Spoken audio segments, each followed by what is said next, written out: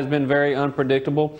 It was less than 48 hours ago when Sally was moving 12 to 13 miles an hour, but we do anticipate significant amounts of rainfall for the Mississippi Gulf Coast region and quite frankly for Alabama and potentially the Florida Panhandle as well. That audio courtesy of Fox News. The FBI says a person is in custody in connection with the drive-by shooting outside a federal courthouse in downtown Phoenix, Arizona, that left a security officer wounded. The security officer was transported to an area hospital with non-life-threatening injuries after the shooting. This is USA Radio News. Balance of Nature. Changing the world, one life at a time. I love the product. It's making me feel young again. I'm 84 years old, and I feel 50. So I'll tell you, it is a wonder. And that's why I want to make sure that I always get it on time. I don't want to miss a dose. Balance of Nature is now offering 35% off on any new preferred order. Go to balanceofnature.com today and use discount code USA. While you have free time and you're sitting at home and you ponder what kind of gifts to buy for someone, PatriotDepot.com has you covered from puzzles, games, novelty items. If you're looking for some unique style items when it comes to the president, for more you can check out PatriotDepot.com. Call 844-377-8052. That's 844-377-8052 or PatriotDepot.com. Use promo code USA. We take a major stride toward a future in which people of all faiths and backgrounds live together in peace and prosperity. President Trump's comments at a White House signing ceremony for the new normalization accords between Israel, Bahrain, and the United Arab Emirates. Israeli Prime Minister Benjamin Netanyahu says he's filled with great gratitude. You have successfully brokered the historic peace that we are signing today, a peace that has broad support in Israel, in America, in the Middle East, in the entire world. Democratic presidential nominee Joe Biden on the road this Tuesday. Biden making his first campaign stop in Florida. We've got to seriously tackle the mental health crisis we have. A suicide epidemic is claiming far too many of our veterans and service members. Biden also saying we have an obligation to provide veterans with world-class care. You're listening to USA Radio News. Working from home? I'm Chad Dodd, veterinarian and consultant to Limp Bells. Here are some tips for keeping your dog fit while staying at home.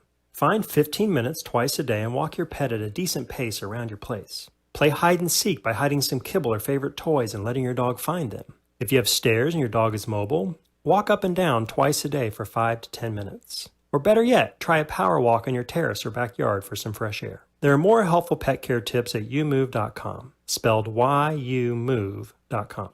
When it comes to wildfires across California, Oregon, Washington State, what is the cause to these fires? Is it global warming? Is it forest mismanagement? Or is it a combination of both? Well, the truth lies somewhere in the middle. California has warmed approximately 3 degrees over the last century. Forage mismanagement plays a part as well, as Democratic Governor from California, Gavin Newsom, admitted on Monday. Michael Schellenberger is president of the Environmental Progress. He also has a new book out titled Apocalypse Never. He joins Fox News and says, In the research for Apocalypse Never, I interviewed most of the top California forest scientists, and what they really emphasize is that there's 2 kinds of forests, one of which we don't have enough fires in. We actually needed more of the smaller prescribed burns or controlled burns. We haven't been doing that for 120 years, and so the wood fuel has been building up. That's why the fires are so intense. That's why there's so much smoke in San Francisco. And then there's another kind of fire, the shrubland fires, where we want less fires in. Right. And that's mostly been having to do with more people and more electrical wires, which they've failed to maintain for many decades because we've been focused on other things like building renewables. Also, according to Jennifer Balk, director of the Earth Lab at the University of Colorado, she says that 93% of the fires started in California were started by humans. Find us online at usaradio.com. For USA Radio News, I'm Tim Berg. The following is an America Matters media production. The views expressed do not necessarily represent those of the station or its advertisers, although we think they should. But that's the opinion of America Matters Media.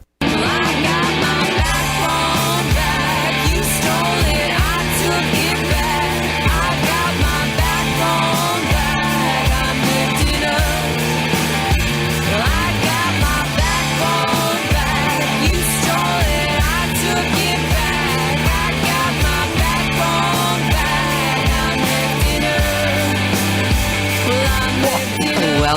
to What's the Story Plus Book Hound. I'm Janice Hermson. I'm your host. I'm here with two crazy guys in the studio and one sane person on Zoom. Hey, April, how you doing? Hold on. How did she get to be the sane person? Yeah. Boy, they are walking all over you, aren't they? Well, they may know something we don't know. I was fighting for that job. What, for the sane one? person? Yeah. Nah, that's not you. Yeah, that's not going to happen. Not in a lifetime. And that was not in the script in case you want to look. I just threw that in for fun. All right, we are from the America Matters studios in Northern Nevada. So if you're watching us on Facebook, you can see us here in our little glass world and on KCKQ 1180 AM and live stream on YouTube at LeRue Press. That's LeRuePress. And on Facebook on the What's the Story page. So lots of places you can go to watch, listen, and you can also listen to a replay after we're done. It'll be all over the place. So any of those. You can comment there, call us at 844-790-8255, and you can also text to 775-237-2266. And did you guys have a nice weekend and start of the week on Monday? So, yeah, right? Really different with the smoke. Oh, you know what I yes, mean? The smoke's I been do. so heavy, and I'll say that my son and I had a really frivolous connecting day on Sunday with football all over the place and watching it on TV. He was so excited, and I was trying not to buy in, but he was so enthusiastic. It was so fun. Yeah, I think it's so we fun. spent all day just chewing the fat on football, and it was a really good weekend. Good. Yeah. And you? A great weekend. Well, mixed weekend. You know, First it was great, now it's mixed. Well, how did that happen? And I'll tell you why. my sweet little granddaughter Emily had her back operated on Friday. Ooh. Yeah, and she has scoliosis, and they corrected it. Wow. Which is a 6-hour operation. She came through it like a champ, so that's real plus. Well, congratulations to you and your family. Yeah, that's awesome. Well, yeah. So I mean, but there was 3 or 4 days of worry. That's grandparent worry. I can't imagine what their folks were. Well, yeah. Jody, Emily's mom, she slept for 3 nights in the hospital with her. So wow. But Emily came through it like a trooper. Now her brother, Liam, is 5 years younger. What's today? Yeah, yesterday. He had his braces put on. Oh, nice. Busy with those grandkids. I know, with all of that, yeah. And you know what? And I loved every minute of it. That's now, awesome. The second part of this, and I think Janice can really relate to this, we look out there, see all this haze and smell the smoke. Hey, this was growing up in Southern California. We're used to it. April would appreciate that as well. well. Oh, she can, True. It's true. Paul and I were talking about it. I'm like, this was our everyday life. It was. I actually did think about that. No, I'm sorry. I'm walking on you now. No, whatever, it's gotten so much better there, though. It's really quite nice. It's not like this anymore. No. Yeah, so it's hard because we're not used to that. I actually had ash falling by my house. I don't know if you guys had any actual ash. I had noticed. I'm trying not to look. Yeah, well, I couldn't help it. I walked outside. I know, right? It was like it was snowing, right? Yeah. Not that much. It wasn't quite that bad, but it was enough that you could see it, and it was on my car, and and I have a white car. I'm pretending that when I water my grass, it creates a bubble that encapsulates my house and keeps me free of it. All right. Well, that's a good attitude to have, I suppose, right? I like whatever. That's the bubble theory. Yep, that's the bubble theory. It's working. Well, wait a minute. Wait a second. I have to think about this.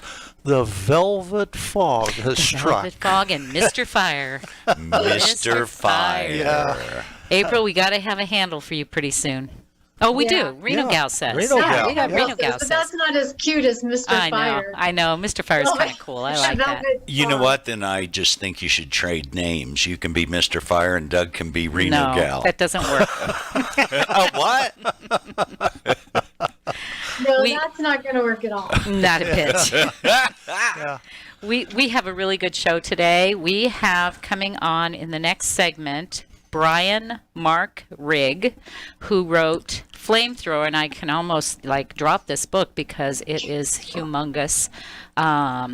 But it is Iwo Jima's Medal of Honor recipient and U.S. Marine Woody Williams and his controversial award, Japan's Holocaust and the Pacific War. So really an interesting guest, I believe, and I hope you guys can stay on and listen to this interview. He'll be with us for a full half hour. So, awesome. That'll be good. April, you're all ready for this, right? April got a copy as well, and we can... I showed it a second ago. It's a big, hefty book. It's It's huge. going to give the Bible a run for its money. It is. Yeah. It's It is. right there with it, same size. Well, I see. How about the Sears Roebuck catalog? Nobody even knows what that is. You know what? I'm sitting here with a Betty Crocker book from 1950, and the Sears catalog was extinct before that. That's right. That's right. And then, as we always do, we will have Reno Gal Says, then some current events, story time. I've got a kind of a troubling story to tell. It's personal, but I think it's one important to share. And then talk about the fires if you have any updates for us. And then, as Ed said, he's got some Betty Crocker going on. Yeah. So we're going to talk some nutrition and just a few different things. And we love it when you folks stay with us. And if you can chime in on Facebook. Or you can give us a call, 844-790-8255, or text us at 775-237-2266. So any of those ways, and like I say, comments on Facebook are always welcome. And listen to us at KCKQ 1180 AM and on americamatters.us. So we'll be back after a word from our sponsors. Businesses, writers, check this out. Go to LRPNV.com to get your printing, publishing, and professional services today. Need a virtual office? A place to receive and forward your mail with professional address and suite number for your business? Someone to answer your telephones? Want to rent a conference room for only $15 an hour? What about that book you've been wanting to have printed? LRP Printing and Business Center can do it for you, and they have a professional assistant on site daily, Monday through Friday. Just call 775-356-1004. Need copies, business cards, invoices, books, booklets, or graphic design to help brand you or your business? Just call 775-356-1004 or go to lrpnv.com. With a great selection of new and used books, you can get your printing done and a book to entertain you in your time off. And don't forget, you could have your business sponsoring the Book Hound radio show, just like Andrew Martoni, author of Little Man in the Map, does every week. Just go to lrpnv.com. That's lrpnv.com or call 775-356-1004. They'll provide solutions for your business and writing projects. As humans, we ask ourselves all kinds of questions. But what if we were forced to ask ourselves a question every day that affected the outcome of the most basic things, the most important things in our lives? The question is, what is your sexual orientation or gender identity? And the answer is the difference between keeping your job or getting fired. The answer is the difference between staying in your home or getting evicted. The answer is the difference between receiving medical treatment or not. Because in 31 states, it's legal to discriminate against people based on their answer to this question. LGBT Americans have the right to say I do, but they don't have the same basic rights as everyone else. Get the facts at beyondido.org. Brought to you by the Gill Foundation and the Ad Council. I'm Andrew Saul, Commissioner of Social Security. I'm here to warn you about telephone scammers pretending to be government employees. Some of these scammers may say threatening things like you will be arrested if you don't make payments or provide personal information. Do not fall for these tricks. These calls are not from us. Real Social Security employees will never threaten you for information or money. If you receive a call like this, hang up. Never give the caller your personal information, like your Social Security number or bank account, or send money in any form cash, gift cards, wire transfers, or prepaid debit cards. Report the call to our law enforcement arm, the Office of the Inspector General, at oig.ssa.gov. Share this information with your friends and family.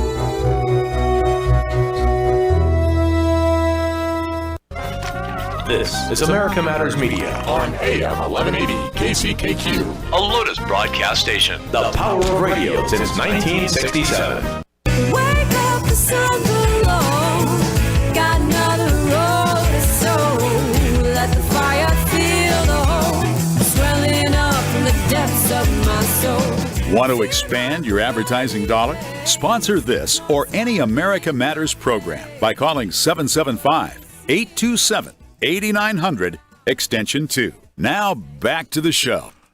Welcome back. You're listening to What's the Story Plus Book Hound, and we are here with all the team.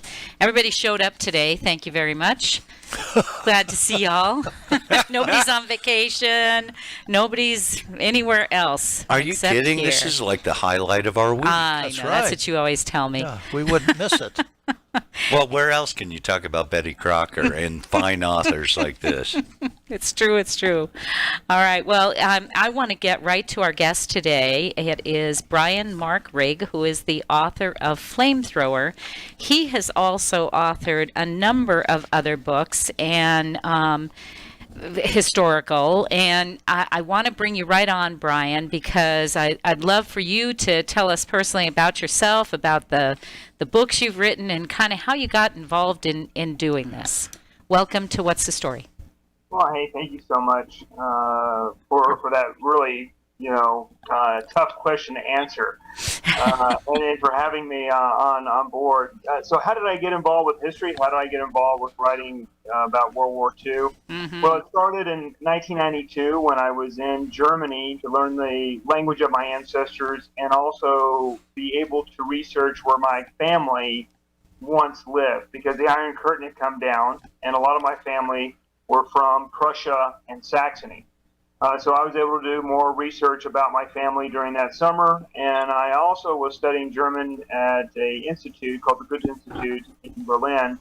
And I asked one of my teachers after about a month of studying there what I should do to improve my German. He asked me, "What are you interested in?" I told him World War II and the Holocaust, and he told me I needed to go see the film Europa, Europa. So I went to a Berlin theater, watched this film. It's about a Jew who served in the Nazi military.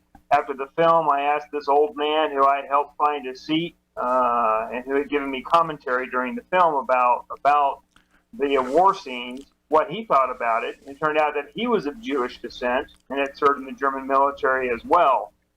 And then a month later, when I was doing research on my own family's background, I found German Jews in my family branches, which I did not know I had.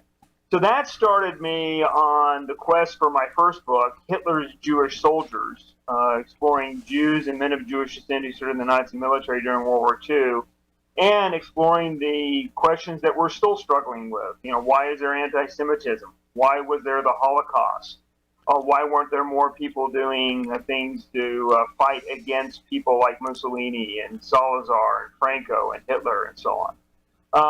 And so that led me to really focus on these subject matters at Yale University. I had the honor of studying under Jeffrey Sammons and Henry Turner and Paul Hyman. And then I got what's basically like the equivalent of the Rhodes Scholarship for Harvard and Yale, called the Henry Fellowship, to go and study at Cambridge University, where I did my master's and PhD and continued on focusing on this.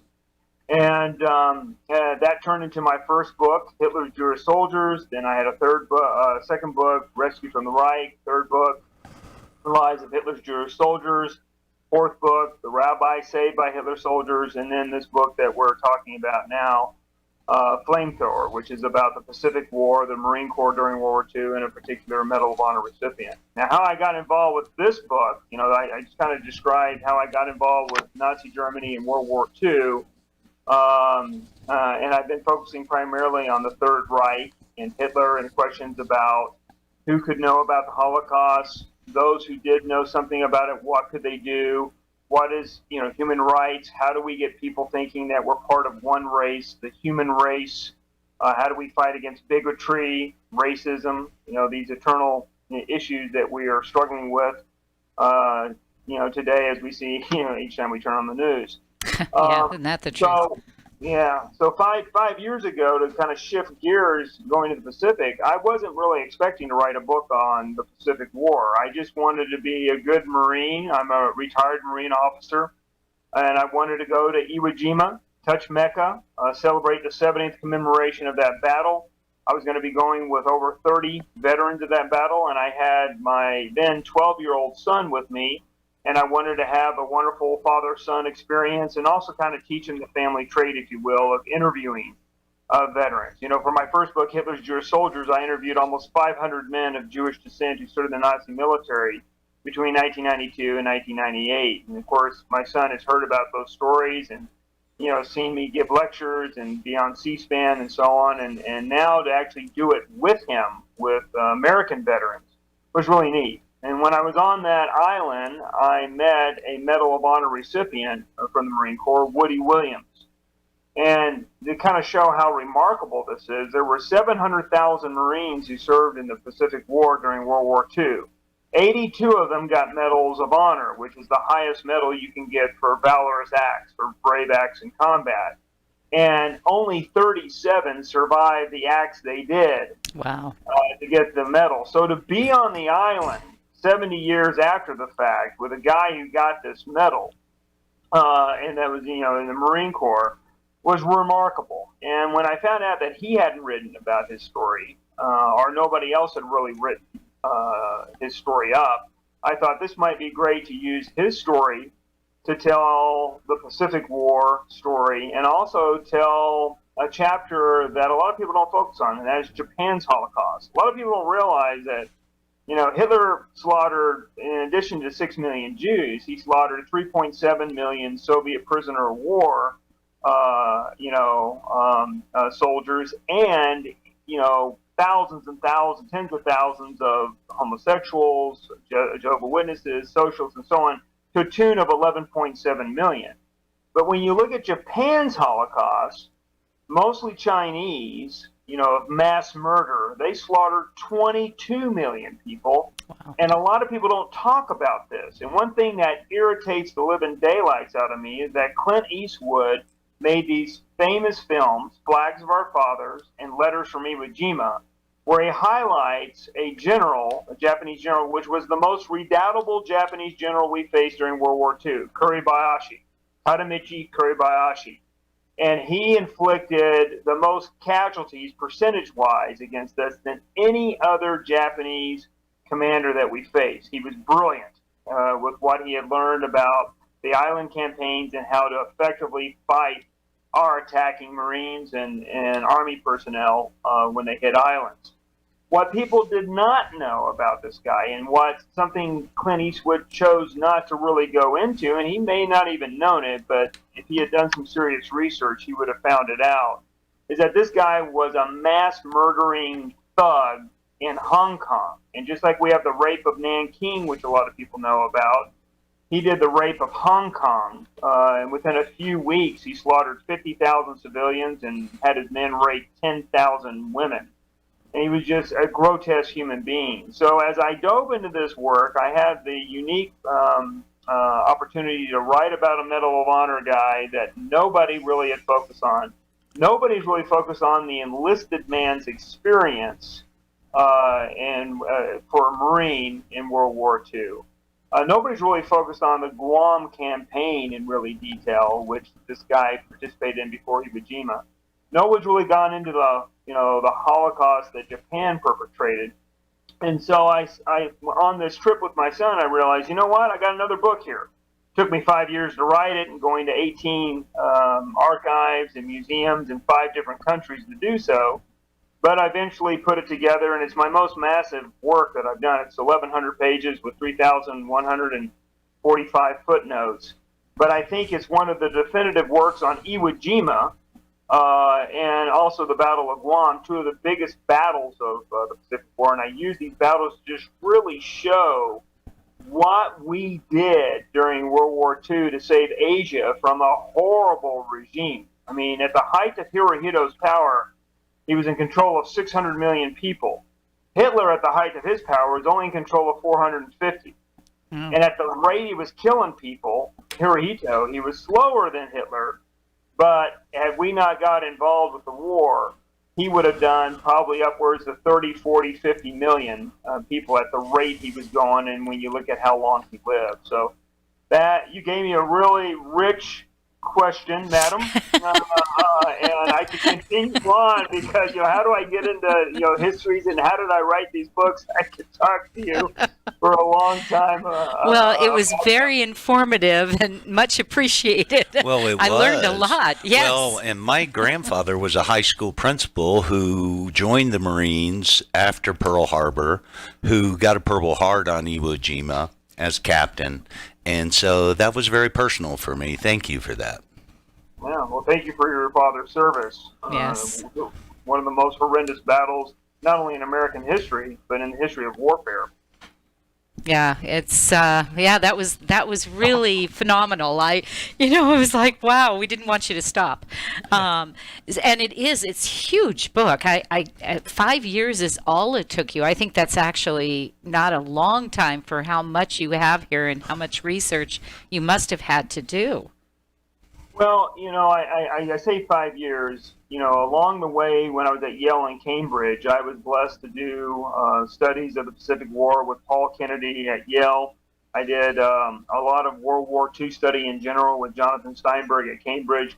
So for the last 25 years, I have read an awful lot of works on the Pacific War, and I did go back to them. And as a Marine, I've read a lot of autobiographies and a lot of essays and so on that we had as officers to read about the Marine experience during World War II. So I did bring that in as well. But the deep dive of going into the archives, especially the National Archives in College Park, St. Louis, Missouri, the personnel files. A lot of people don't realize the treasure trove of documents. Every Marine, every Navy personnel that had a personnel file back in World War II, you can actually look them up in the personnel file of the National Archives in St. Louis. The Army. All right, we're going to have to cut away here and take a break. Sorry to cut you off, but we'll be right back. This is What's the Story? Ready for a live game of Clue? For nearly 30 years, Funtime Theaters held private and monthly dinner murder mysteries. Each night is different, and each event includes dinner and a show. You're the detective, and your job is to figure out who did what to who and why. At the end of the night, a super sleuth and not so super sleuth are awarded prizes. This is a great event for a birthday or holiday party and team building events for your office. Visit funtimetheater.com to make your reservations and use promo code RADIO for $5 off each admission. Matthew. Huh? Oh, sorry. It's okay. I just need you to listen to me. I know that a lot of times, Mom, it might not seem like I'm listening to you, but I am. I hear you. And what you say really does matter to me. I mean, let's be honest. No kid likes rules, but I get why we have them. I hear you, and I know it's because you care. All the talks we've had over the years, including what you've told me about not using alcohol and other drugs, they stick with me. And believe it or not, they really do make a difference, especially at times that matter most. Hey, want a drink? No thanks, I'm good. So thank you, Dad, for talking and preparing me for what's ahead. Thanks, Mom, for never giving up and always being my biggest fan. Thank you for letting me know what you expect, so I can try to meet your expectations. Thank you for talking. For more information about talking with your kids about underage use of alcohol and other drugs, visit underagedrinking.samhsa.gov. Social Security is with you through life's journey from birth to retirement. As your life changes year to year, so do your needs. For over 80 years, Social Security has helped to meet your needs and is committed to improving access to the services that make a difference in your life. Today, you can verify your earnings, estimate your future benefits, apply for retirement, manage your benefits, and even change your address, all from the comfort of your home. Social Security's online services help put you in control with secure access to your information anytime, anywhere, allowing you to spend more time with family, friends, or simply just enjoying the day. Social Security, securing today and tomorrow. See what you can do online at socialsecurity.gov. Produced at U.S. taxpayer expense. 180 over 111, and I had a stroke. I couldn't speak or walk. 150 over 90, and I had a stroke. This is what high blood pressure sounds like. You might not feel its symptoms, but the results from a stroke are far from silent. Get back on your treatment plan or talk with your doctor to create a plan that works for you. Go to loweryourhbp.org. Head to toe, everything's changed. Brought to you by the American Stroke Association, American Medical Association, and the Ad Council. This is America Matters Media on AM 1180 KCKQ, a Lotus broadcast station. The power of radio since 1967.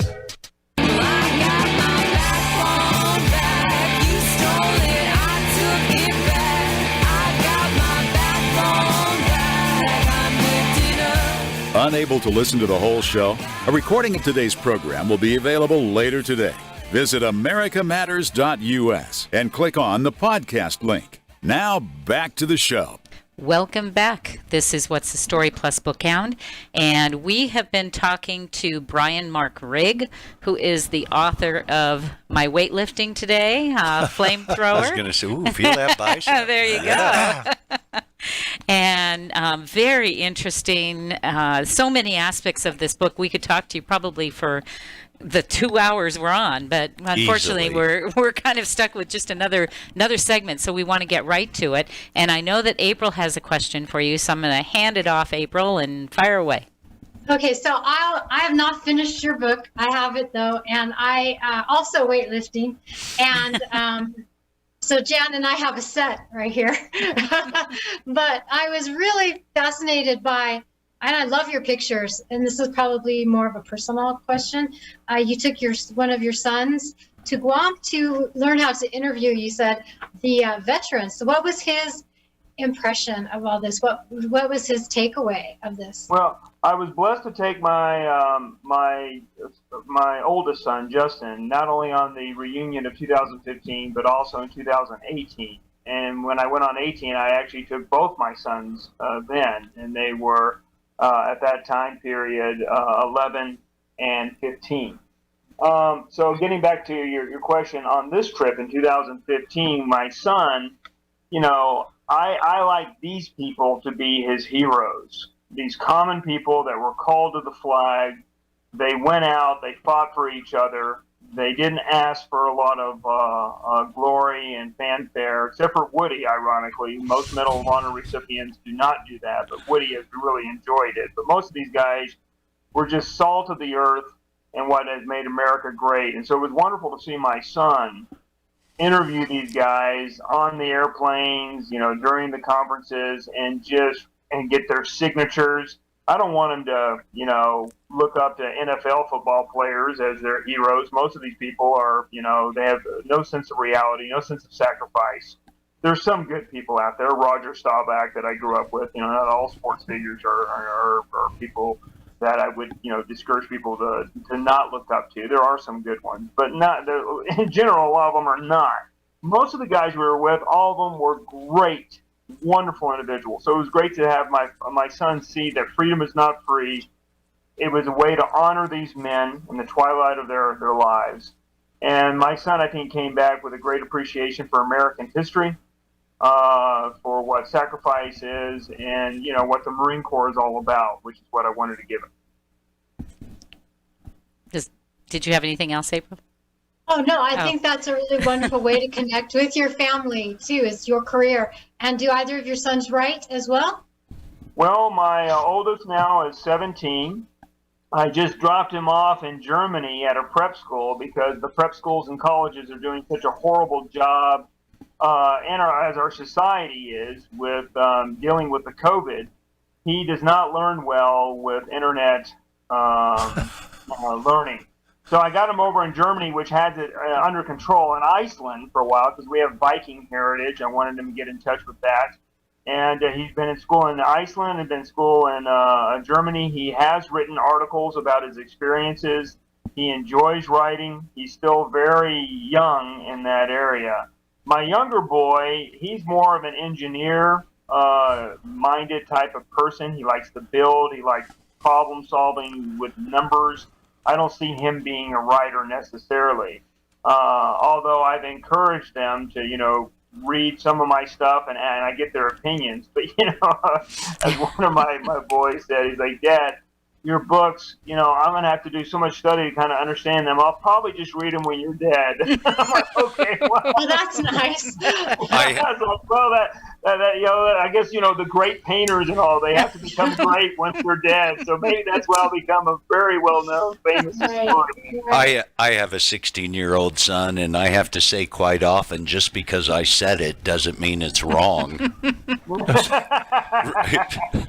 I think as I get on that note, it's like with Mark Twain, many of you probably heard the famous thing he said. He says, when I was 17, I thought my dad was the biggest idiot known to man. When I turned 25, I was shocked how much he had learned in the last 8 years. Yeah. Isn't that the truth? All right. Let's talk a little bit about the controversy. Before you even had this book launched, you ended up in court, right? Yeah. I mean, Woody Williams, he once he realized I wasn't going to drink his Kool-Aid. Woody Williams is the Medal of Honor recipient that I write about in this book. He's one of the biggest living legends in the Marine Corps today. I mean, just recently he was traveling around on Air Force One with President Trump. Right, I heard about that. Celebration of the end of the war. Ships are being named after him, bases being named after him, hospitals being named after him, streets being named after him, elementary schools. You get the picture. And so, 2 years into my research, when I started realizing, you know what, he's not consistent with his stories. He loves the limelight. If you question him, he gets very irritated. Big red warning sign. He loves to be, seen as this man of God. He started giving me the feel of a Jimmy Swaggart or a James Baker, or a Falwell Jr. as we've seen recently. There just something wasn't right with the story. And as I then started doing a deep dive, I found actually the Marine Corps back in 1945 felt the same way about it. And when his medal package got up to the highest echelons, to Admiral Nimitz and his board and General Geiger, who was in charge of the Fleet Marine Force of the Marine Corps at that time, they saw the evidence wasn't there and that the way it was collected was not done properly. It was self-reporting, actually. Woody was shooting off his mouth, and through the process of telephone, it took on a life of its own. And that's how he got put in for the medal to begin with. Now, he didn't shoot off his mouth to get the medal. He just was a typical guy that likes to embellish his fishing stories, from a 4-pound bass to a 30-pound bass. Sure. He was an uneducated punk kid who had experienced an awful lot of bloodshed and survived it, and had done some good stuff on the island. And he had a Napoleon complex. He was a small guy, always being picked on, and he wanted to be really seen as the big kahuna. Well, when the evidence got in front of these high-ranking generals, they realized this doesn't meet the mandates, and they wanted more evidence. And they were not going to approve it. Well, when Truman comes into power, he wants a lot of alive guys at the Rose Garden celebration in October 1945 to award medals to. He doesn't want to do it to dead guys, and as I just told you, most guys got it posthumously because they died doing the act to get their Medal of Honor. Or Medals of Honor.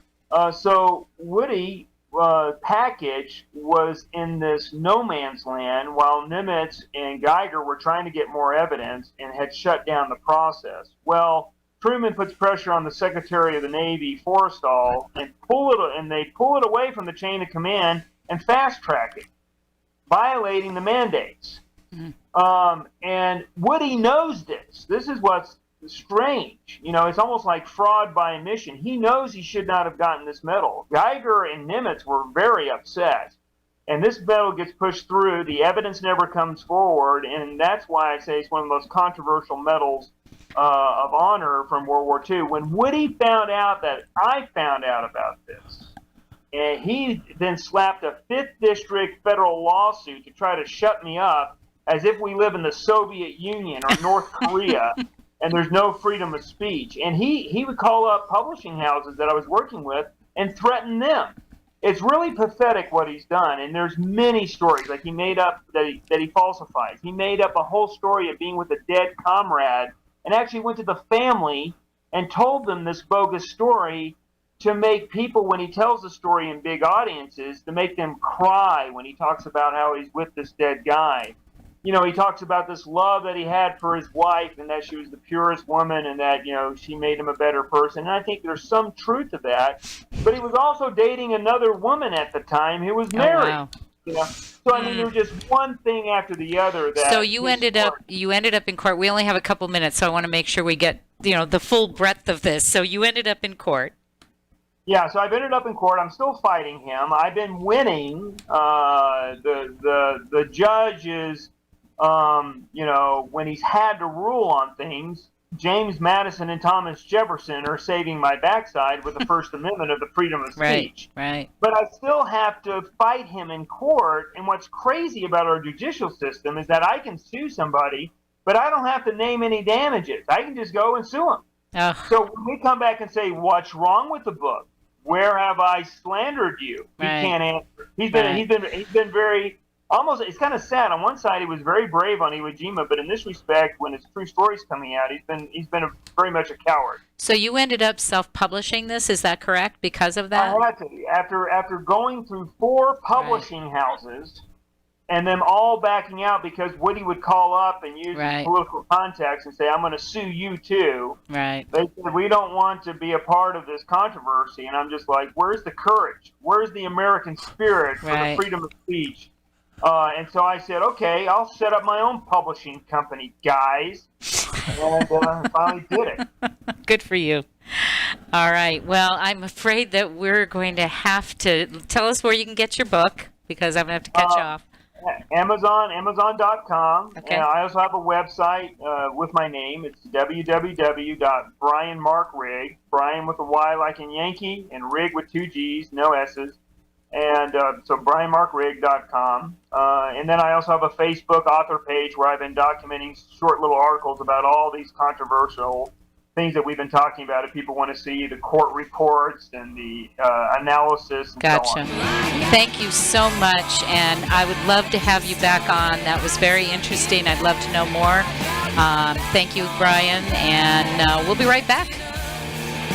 Hey, all you entrepreneurs out there. Whether you have a small business or work from home, LeRue Press offers a virtual office and business address for all your business needs. Located at 280 Gregg Street, Suite 10, LeRue Press is your personal assistant for friendly all-day service. Need a conference room to meet with clients? You got it. With LeRue Press, you also get phone answering service, mail forwarding, package pickup, and even help branding your business. Call LeRue Press at 849-3814 or go online to lrpnv.com. Have you, a friend, or family member been diagnosed with cancer? Dr. Forsyth at the Forsyth Cancer Care Center offers an all-inclusive program to treat adult types of cancer. The Forsyth Immune Protocol Cancer Treatment Plan, in a current prospective study of over 6.5 years and 1,200 adult cancer patients, has produced a remarkable 30 times greater survival statistic when compared to conventional full-dose chemotherapy. Greater than 95% of all their patients choose low-dose insulin-potentiated life chemotherapy, using only 10 to 15% chemotherapy dosing with insulin. Dr. Forsyth has long been considered one of the most respected physicians in the United States, particularly for his treatment of cancer and the legal use of human growth hormone. Located in Reno, Nevada, Dr. Forsyth has seen patients from all over the world. To schedule your consultation today, call 775-827-0707. That number again is 775-827-0707. Call Sursic Dental because you're worth it. They can make your smile perfect. You're gonna love your new smile. Sursic Dental for a perfect smile. Sursic Dental has a $125 special that includes a cleaning, x-rays, a free Sonicare toothbrush, and a free cosmetic makeover consultation. Sursic Dental for a perfect Call 827-1113. I know I need to pay attention to my health, but I just can't seem to find the time. Between rushing to work and taking care of the kids, there's not much time left over for me. So I decided to start small by eating more fruits and vegetables and being more active. And then I got the family to make some changes too. We started by keeping a bowl of fresh fruit on the counter, and I limit the amount of sweet snacks I keep in the house. I've also found some creative ways to add more vegetables to our meals. We're taking more walks, and on the weekends, we head down to the pool at the rec center. It doesn't happen every day, but it does happen. You don't have to change your entire life to be healthier. Just make some simple changes and include your family. You'll see how easy and fun it can be. You can make a difference. Eat smart, play hard. And when you do, your kids will too. A challenge from USDA. This overload. Shannon Lawson here. Join us for the Nevada Radio Roundup, Fridays at 2 p.m. A good news variety show all about the local scene. The Nevada Roundup, Friday at 2.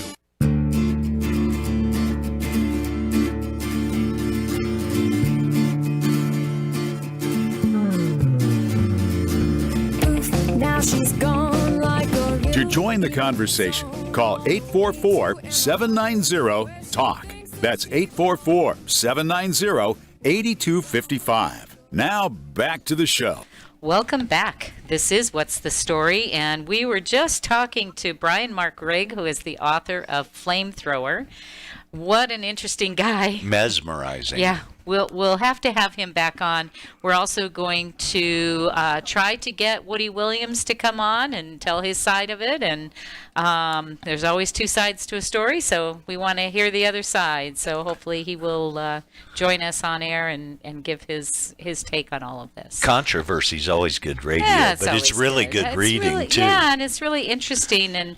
And because I know that when, just from what I read about what they had done, they had worked together and for a couple of years and had, made some agreements, and so it seemed. And so somehow that all fell apart. And being a publisher, I can tell you that that can happen easily. People have misunderstandings all the time. And, you start out on the same page, so to speak.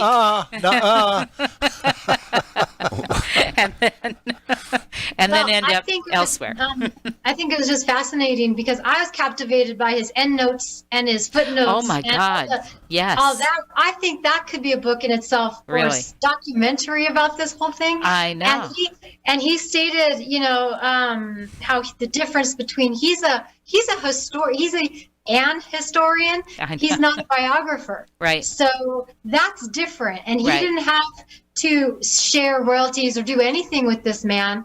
He gave him his story it was part of a history that he was compiling, and he makes that difference known to the kid.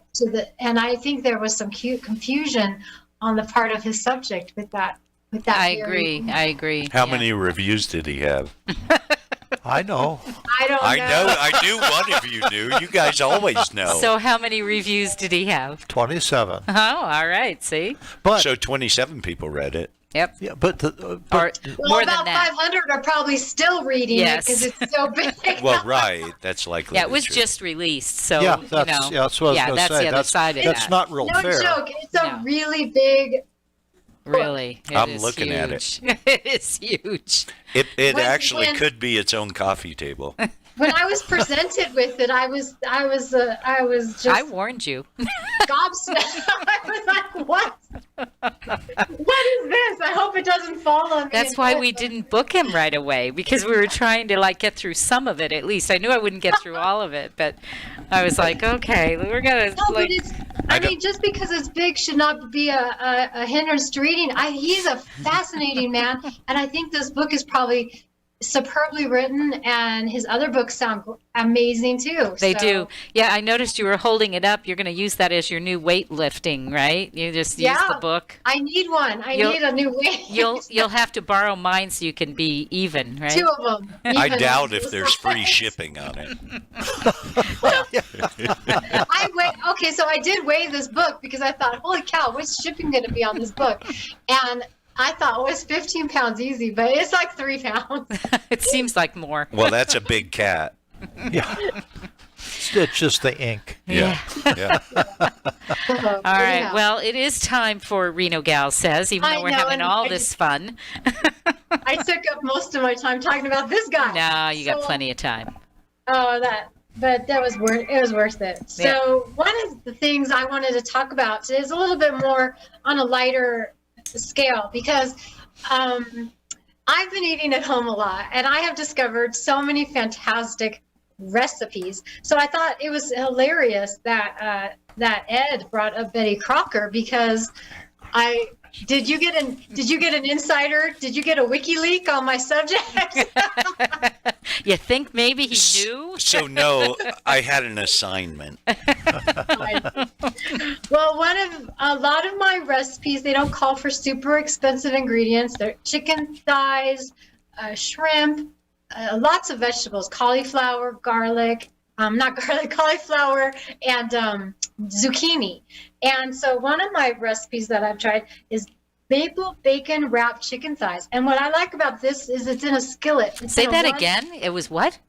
Maple bacon wrapped chicken thighs. Oh, wrapped. I missed so the you take chicken thighs and you wrap them with the bacon.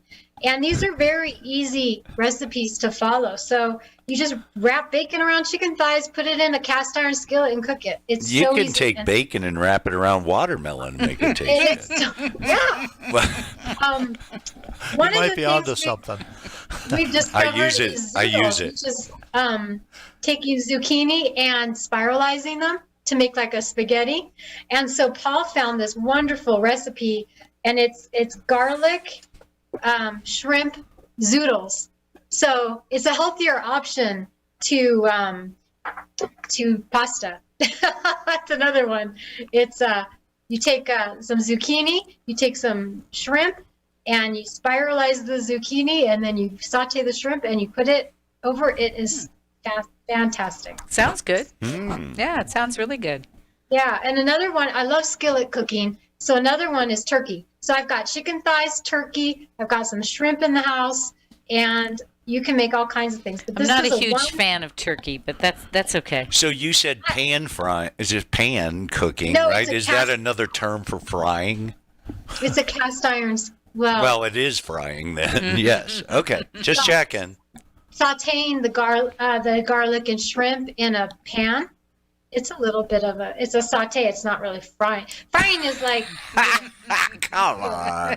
You come on. The definition of is. No, it's not frying. It's sauteing.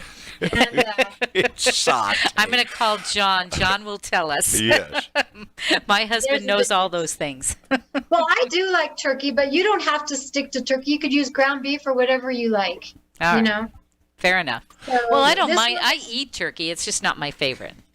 Yeah, this one's another skillet. I just like these one-pot skillet or one-pan dinners.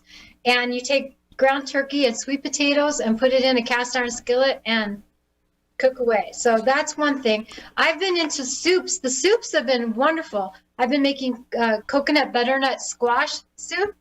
I've got a celery soup and a potato leek. Now, celery soup is so easy.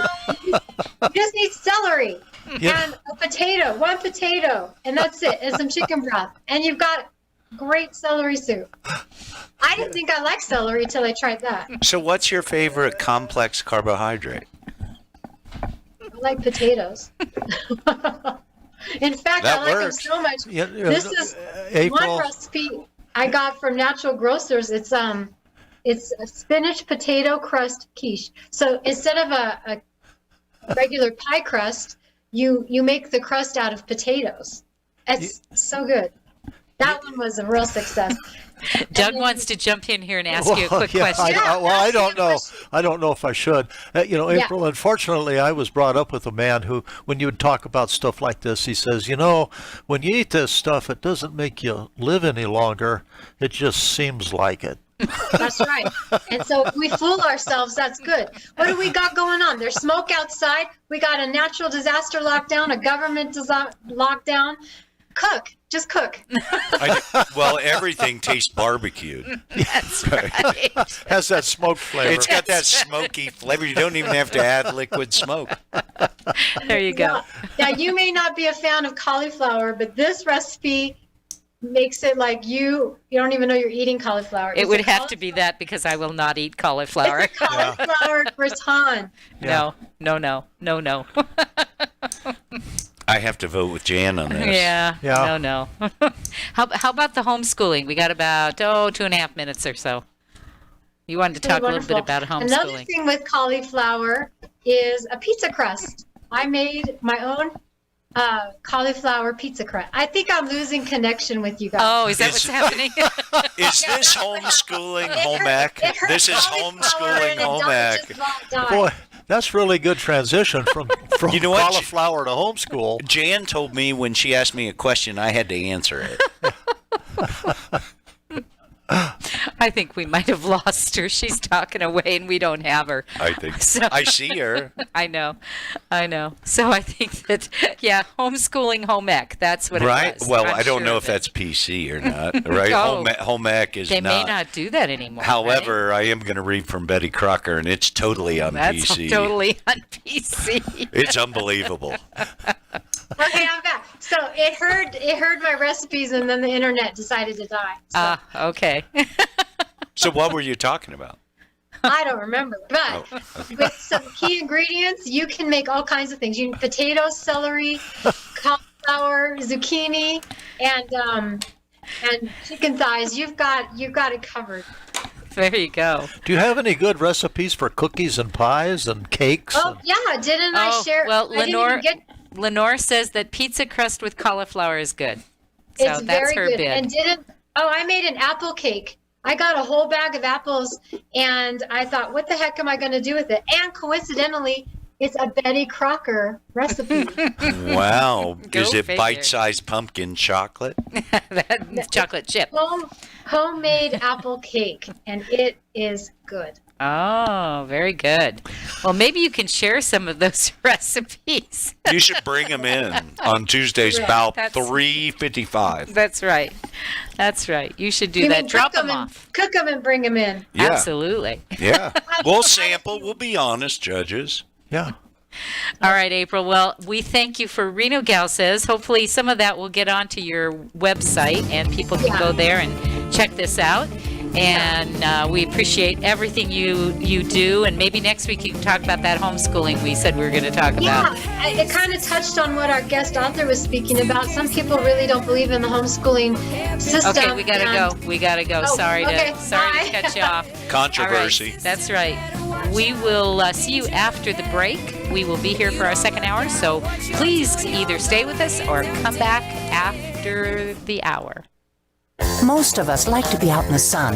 That's why sunscreen and other safety measures are key to protecting your skin from aging and cancer. The FDA recommends using a sunscreen with a sun protection factor, or SPF, of 15 or higher. Also, look for broad spectrum on the label. That means both harmful ultraviolet A and B rays are blocked. UVA rays age the skin, UVB rays burn, and both cause cancer. But the perfect sunscreen doesn't count if you use it wrong. Don't need sunscreen on a cloudy day? Wrong. 80% of UV rays still get through the haze. Only use sunscreen at the beach? Nope. Anytime you're outside, UV rays attack the skin, so you need protection.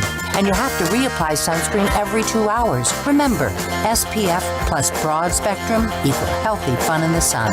Visit www.fda.gov/sunscreen for more information. A message from the U.S. Food and Drug Administration. Over the years, you've brought them into your home. You were prescribed opioids after the C-section, when Dad injured his back, when your basketball star tore his ACL. Opioids helped with the pain, and you held on to them just in case. But did you know holding on to unused opioids puts your family at risk? Opioids are powerful pain-reducing prescription medicines, but most people who are prescribed opioids don't finish their prescriptions. So millions of unused opioids are sitting in homes across the country. And tragically, more than 100 Americans die every day from overdoses involving opioids. What can you do to protect your family? Remove the risk of unused opioids from your home. Pills, patches, or syrups in drawers, purses, and cabinets, anywhere they might be hiding. To find out how to dispose of them properly, visit www.fda.gov/drug disposal. This is America Matters Media Radio, heard worldwide on the web at americamatters.us and on KCKQ 1180 AM, Reno.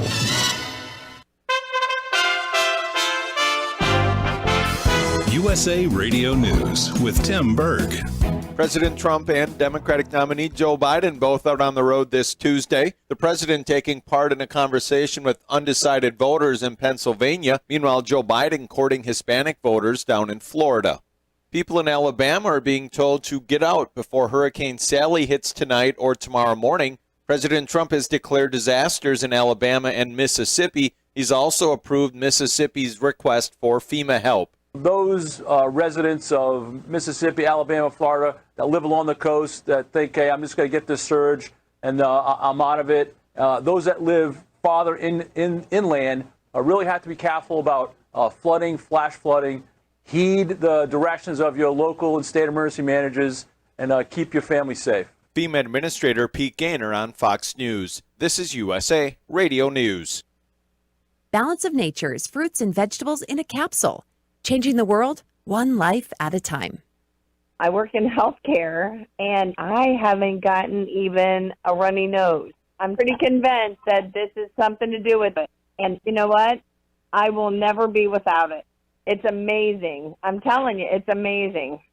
Balance of Nature is now offering 35% off on any new preferred order. Go to balanceofnature.com today and use discount code USA. While you have free time and you're sitting at home and you ponder what kind of gifts to buy for someone, PatriotDepot.com has you covered from puzzles, games, novelty items. If you're looking for some unique style items when it comes to the president, for more you can check out PatriotDepot.com. Call 844-377-8052. That's 844-377-8052 or PatriotDepot.com. Use promo code USA. A Pennsylvania judge is throwing the book at several rioters, setting their bail at $1 million each for allegedly rioting in the wake of a police shooting of a knife-wielding Lancaster man. The rioting came after police shot and killed Ricardo Munoz, who was seen on body cam footage charging at a cop with a knife in his hand. The sheriff of Los Angeles County is asking a prominent Black Lives Matter supporter to step up. With the details, here's USA Radio Network's Chris Barnes. Authorities are now offering a $175,000 reward for information leading to the person who shot two L.A. County deputies over the weekend. An unidentified gunman ambushing them as they were sitting in their police vehicle, the two now in critical but stable condition, and they're expected to survive. The sheriff is urging LeBron James to step up and match that $175,000 reward to double it. This is USA Radio News. Working from home? I'm Chad Dodd, veterinarian and consultant to Limp Bells. Here are some tips for keeping your dog fit while staying at home. Find 15 minutes twice a day and walk your pet at a decent pace around your place. Play hide and seek by hiding some kibble or favorite toys and letting your dog find them. If you have stairs and your dog is mobile, walk up and down twice a day for 5 to 10 minutes. Or better yet, try a power walk on your terrace or backyard for some fresh air. There are more helpful pet care tips at youmove.com, spelled YOUMove.com. Going a little bit more in depth on one of our top stories, President Trump is predicting great things ahead in the Middle East as the White House hosted a signing ceremony for new normalization accords between Israel, Bahrain, and the United Arab Emirates. Wayne Allen Root, who hosts a radio show on many of these same USA Radio Network stations, was at that signing. It was amazing. I mean, look, I flew. Now, because of COVID, there are no direct flights anymore from Vegas, where I live, to Washington, D.C. So I flew 9 hours on connecting flights to get here, go to the event, turn it back around, and fly 9 hours back because I've got to be back for my radio show. So if I was willing to do something like that, it had to be history, and that's what it was. It's historic. I mean, I was born Jewish. I have 2 Jewish parents and 4 Jewish grandparents, and I'm sure all 4 of them are looking down, or all 6 of them are looking down from heaven at me as we speak, and just with tears in their eyes because, you know, I went from a son of a butcher on the wrong side of the tracks in the Bronx, New York, to being one of the few people attending at the White House an amazing ceremony that brings peace to the Middle East. And if this was Obama, if this was Hillary Clinton, if this was Joe Biden, this would be celebrated around the world as the single biggest peace achievement in history. And that president would get the Nobel Peace Prize, and the world would be all buzzing about it. And instead, because it's Trump, and so many people in the media have Trump derangement syndrome, there's very little talk about it. This was amazing what happened today. And for USA Radio News, I'm Tim Berg. The following is an America Matters Media production. The views expressed do not necessarily represent those of the station or its advertisers, although we think they should. But that's the opinion of America Matters Media.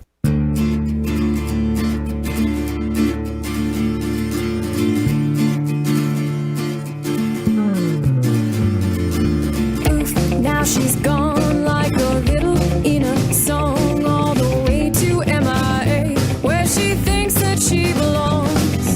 Poof, now she's gone like a little in a song all the way to MIA, where she thinks that she belongs. Welcome back. You are listening to What's the Story? This is our second hour. That first hour was awesome, wasn't it? It was, man. Let's just double it. Play it again.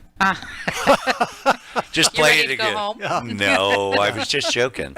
It was good, though. It was. It's really nice when we have quality guests. Yes. Yeah. We had Brian Mark Rigg, who is the author of Flamethrower, and just a really informative guy. We'll have him back, and we're going to also try and get Woody Williams because there's some controversy behind this. So we want to see if we can get another side of that story. Right? April volunteered to be a referee. She did. Yeah. She would always referee anything, right? I know. Yeah, I think so. Yeah, and then April did a great job on her recipes. And in this hour, we're going to have Mr. Ed over here. Mr. Nutrition. The Mr. Nutrition, that's right. That was your major, so we call on that every now and then. That is. Most people don't know it, I know, right? It was kind of funny. We give out your secrets. So I was talking to my brother and his wife Janet before the show, and she goes, "What? Your degrees in that?" I'm like, "Yeah." Is there such a thing? Right. It was kind of funny. that does beg the question. When you freshman, did you go in and say, "Yeah, I want my major to be nutrition"? No, it was veterinary medicine. Really? So how to eat dogs? So nutrition, right, was ag college. My degree's from agriculture college at Ohio State. But nutrition had all the prerequisites of veterinary medicine. Yeah. And so by getting a nutrition degree, I took like one class to get the degree. Oh, really? I mean, outside of the prereqs for veterinary medicine. Really? Yeah. Well, that's really interesting. Yeah. Back in the day. You wouldn't think one would tie into the other, would you?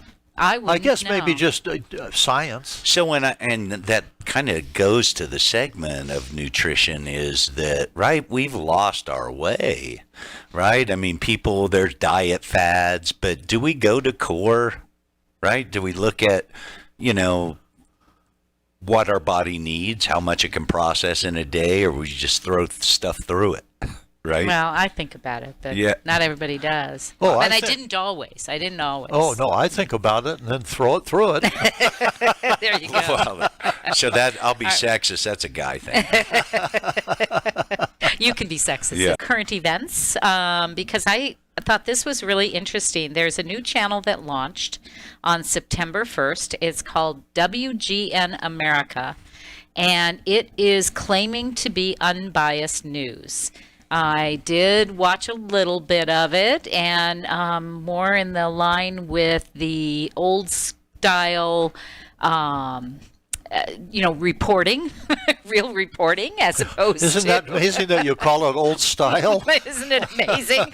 But it's not like the news today where everything is commentary and they show their bias. Well, that's right. I think what I object to. I mean, I saw CBS recently say unbiased reporting from the time it comes on. It's anti-Trump. I mean, it's not even like a toss-up. Yeah. So what they're saying, their press release tells us that there's a nightly 3-hour broadcast will air from 8 to 11 Eastern Time on WGN America. You'll have to look whatever market you're in to see where WGN America is, offering fact-based, balanced news coverage in primetime. They all say balanced, fair and balanced and all that.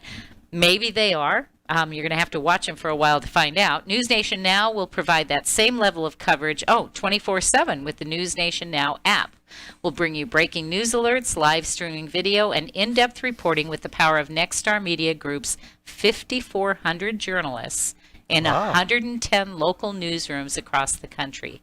You'll also be able to stream the News Nation broadcast in the News Nation Now app and on newsnationnow.com without cable authentication for the entire month of September. So obviously, they're giving it to you for free, get you hooked, and then hopefully you'll subscribe later on. Wait a minute. Right on the surface, I know that they're blowing smoke. They said 5,400 unbiased news people? Journalists. No, there's only 3 of them out there. They're pulling journalists from local markets. So the whole premise of this is to grab from the local people that tend to be a little less maybe looking Biased.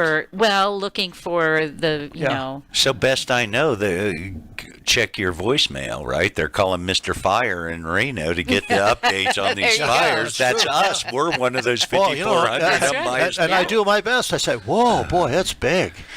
So my only concern is, right, that's the Chicago Cubs channel, right? It's a Chicago station, it is which has always been biased. Not beyond approach, right? Right. So I'll believe it when I see it. Well, and that's what I felt too, but I like the fact that they're offering this for free for the month of September, so you can watch it. You can decide for yourself. That's the hook. Whether or not it is, and that's okay. And so they give you an opportunity to go to download their app. So I am going to post this on our What's the Story page. So if you're interested in knowing more about it, you'll be able to do that. And then my other story, April, if you are listening, you're going to love this one because there is one place that there is no COVID. I do have to find that story. Oh, no COVID. Come on, my Easter no COVID Island. Story. I got some apocalyptic pictures. I'll bet I got rid of it. Oh, darn. It's Antarctica. Yeah. So if you want to go there, there's no COVID there right now. So I thought it was interesting that there is one place where there's no COVID. Well, unless they dig up a woolly mammoth or something, you could have it, right? That's right. That's right. Sorry, I can't find the story, but when I do, I will post it for you so you can check it out and see what they're talking about. Yeah. I think that news stuff is so interesting too, because when we look at new news channels, right? Where are they? Yeah. Right, and based on where they're coming in, I think one would say that right, ABC, NBC, and CBS are way too left. Yep. At this point, yes. All right, we're going to be right back, and we're going to do some story time, and we may cover some more of this stuff. We'll be back in just a moment after this word from our sponsors. Hey, all you entrepreneurs out there. Whether you have a small business or work from home, LeRue Press offers a virtual office and business address for all your business needs. Located at 280 Gregg Street, Suite 10, LeRue Press is your personal assistant for friendly all-day service. Need a conference room to meet with clients? You got it. With LeRue Press, you also get phone answering service, mail forwarding, package pickup, and even help branding your business. Call LeRue Press at 849-3814 or go online to lrpnv.com. All right, crew, let's get her dug. Honey, you want to give me a hand? I'm planting that tree, remember? No matter how large or small your digging project may be, no matter how urban or rural, you must always call 811 before any digging project. 811 is our national one-call number, alerting your local utility companies to come out and mark any lines they have near your dig site. You must call 811 at least 2 to 3 business days before any digging project, so you can avoid hitting our essential buried utilities. This includes natural gas and petroleum pipelines, electric, communication cables, and water and sewer lines. So before you do this or this, make sure you do this. For digging projects big or small, make the call to 811. Brought to you by Common Ground Alliance. As an 18-year-old, I let my mistakes kind of take over my life. I was 0.5 credits away from completing high school, and I didn't do it. 10 years later, at age 28, Jackie finished her high school diploma. When I found out that I was pregnant, I know that I had to do something for myself if I wanted to make her a better person and provide a better life for her. My family never stopped pushing for me to be better because they knew what I could become and who I could become as a person. My support team is amazing. The educational director, my sister, and even my 7-year-old daughter has just been more than the support that I could ask for. I've been given an opportunity, and I'm just thankful for it. No one gets a diploma alone. If you're thinking of finishing your high school diploma, you have help. Find free adult education classes near you at finishyourdiploma.org. That's finishyourdiploma.org. Brought to you by the Dollar General Literacy Foundation and the Ad Council. Adopt US Kids presents What to Expect When You're Expecting a Teenager. Learning the lingo. Jelly. Jelly adjective. Jelly is a shorter, better way to say jealous. As in, Chloe, I am like so jelly of your unicorn phone case. You don't have to speak teen to be a perfect parent. Thousands of teens in foster care will love you just the same. Visit adoptuskids.org. Brought to you by the U.S. Department of Health and Human Services, Adopt US Kids, and the Ad Council. This is America Matters Media on AM 1180 KCKQ, a Lotus broadcast station. The power of radio since 1967.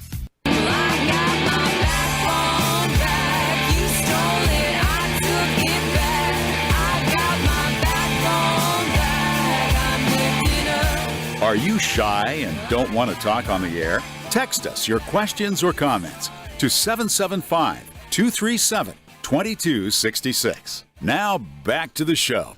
Welcome back. This is What's the Story? And this is our story time. And so I have a story today. And it's not a great story, but it is a story that's about the sign of the times. And it's really kind of hard for me to tell this. And so I guess I'll just go kind of the chronology, is that the right word? It is.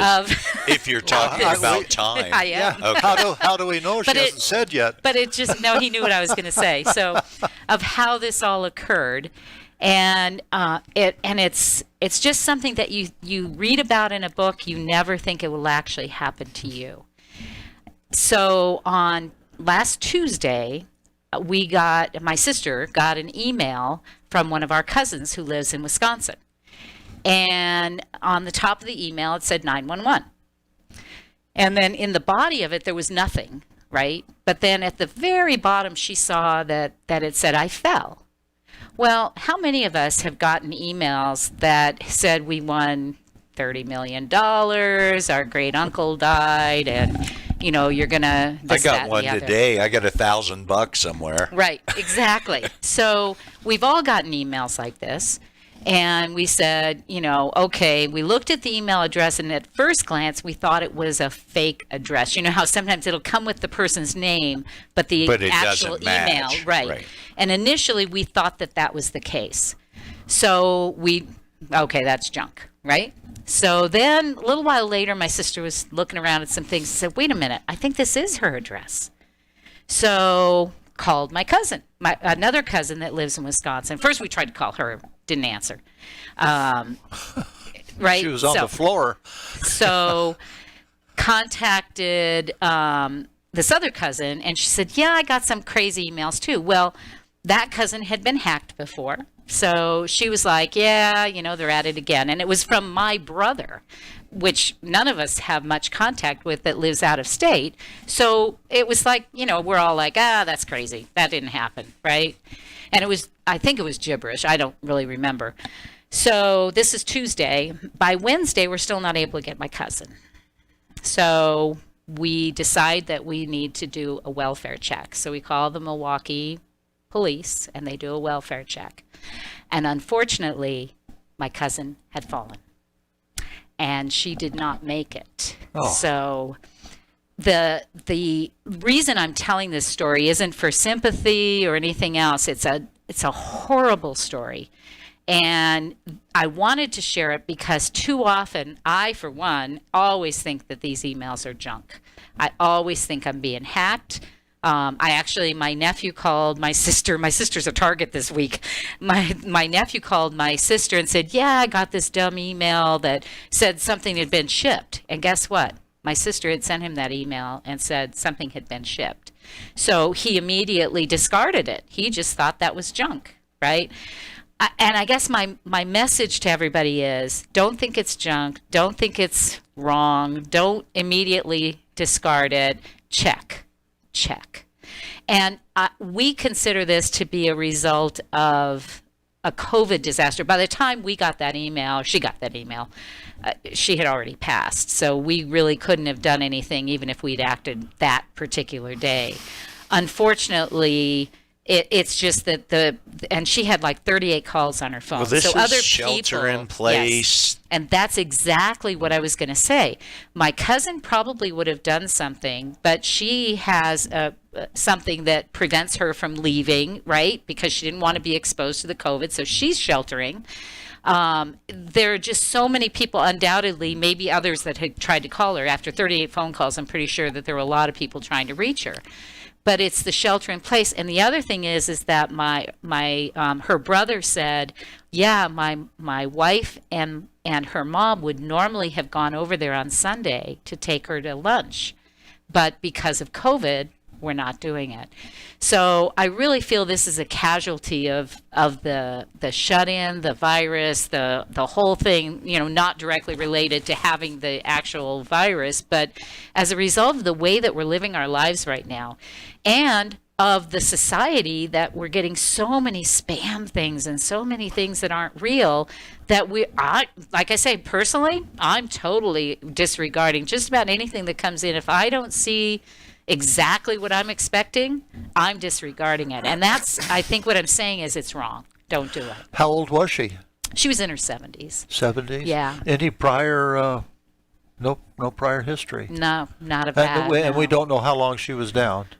Since Friday. Well, but we don't know when she, that's Friday was the first time that, at least that my sister got an email. So she could have been before that. We don't know. That's one of the first things that you ask when you go into an emergency is that, well, she fell. Well, did she trip? Right. Or did she lose consciousness? Yeah. And how long has she been down? What's her normal status? All of those Well, questions. see, and we were not like really tight. My sister talks to her a lot, but you don't they're know in her Wisconsin, day-to-day right? routines. Exactly. And like I say, my other cousin who lives there, they don't. They weren't like buddy, but they obviously know each other. We're related. But it was just one of those things where all the things that happened, that none of them fell into place correctly, right?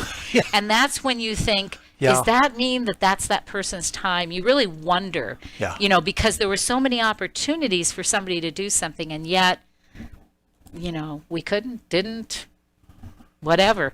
So sad story, and with a good moral to the end. There is, and that's why I'm sharing it, because I really do think it's important for people to really give this thought and really consider things before you disregard and everything. I think that and like I say, I feel like I'm so guilty of that. Well, saying check, right? It's a phone call. It is. Right? Yep. So it's taking it up, looking at the contacts, hitting a button that says call and saying, hey, you good? Yeah, exactly. Right, and so that way we can check it off and move on. Well, but we need that step. We do, and we were so concerned when we couldn't get a hold of her, but unfortunately by the time we saw that, it was too late already. Right. So it's just something that I think is important to know and to hopefully follow up on. So, I'm sad to say, but hopefully she's resting in peace and knows that we,